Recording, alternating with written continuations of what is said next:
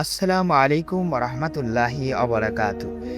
যে পাঁচটি গুনাহ নীরবে আপনার জীবন ধ্বংস করছে। মানুষ ভাবে আমি তো বড় কোনো গুনাহ করি না, কিন্তু এমন কিছু গুনাহ আছে যেগুলো আমরা প্রতিদিন করি, তবুও বুঝতেই পারি না এগুলো আমাদের জীবন ধ্বংস করছে। আজকের ভিডিওতে জানবেন সেই পাঁচটি ভয়ঙ্কর গুনাহ সম্পর্কে, যা নীরবে আপনার হৃদয়, রিজিক ও শান্তি নষ্ট করছে। ১ নাম্বার, নামাজ দেরি করা।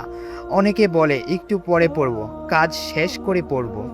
এভাবেই একসময় নামাজ কাজা হয়ে যায়।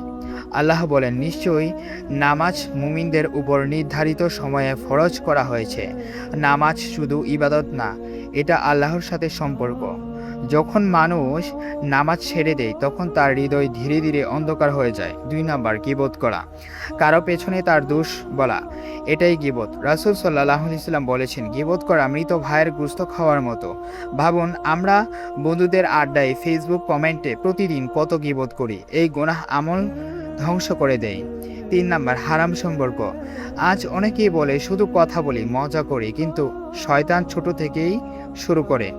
হারাম সম্পর্ক হৃদয়কে দুর্বল করে, ইবাদতের স্বাদ নষ্ট করে দেয়। যে ভালোবাসা আল্লাহর অবাধ্যতায় শুরু হয়, সেখানে শান্তি থাকে না। ৪ নাম্বার, হারাম ইনকাম। অন্যায়ভাবে টাকা আয়, প্রতারণা, মিথ্যা বলা, মানুষ ঠকানো। এসব টাকা হয়তো বেশি, কিন্তু এতে বরকত থাকে না। রাসূল সাল্লাল্লাহু আলাইহি ওয়াসাল্লাম বলেছেন, হারাম খাদ্যে গঠিত শরীর জান্নাতে যাবে না। রিজিক কম হলেও হালাল হওয়া জরুরি। ৫ নাম্বার, কুরআন থেকে দূরে থাকা। আমরা ঘন্টার পর ঘন্টা মোবাইল চালাই, কিন্তু কোরআন পড়ার সময় পাই না। কোরআন হৃদয়ের আলো, যে ঘরে কোরআন নেই সেই ঘর অন্ধকার হয়ে যায়। প্রতিদিন অন্তত কয়েক মিনিট হলেও কোরআন পড়ুন।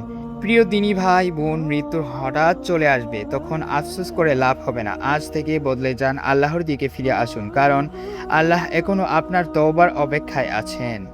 আসসালামু আলাইকুম রহমতুল্লাহি আবরাকাতু।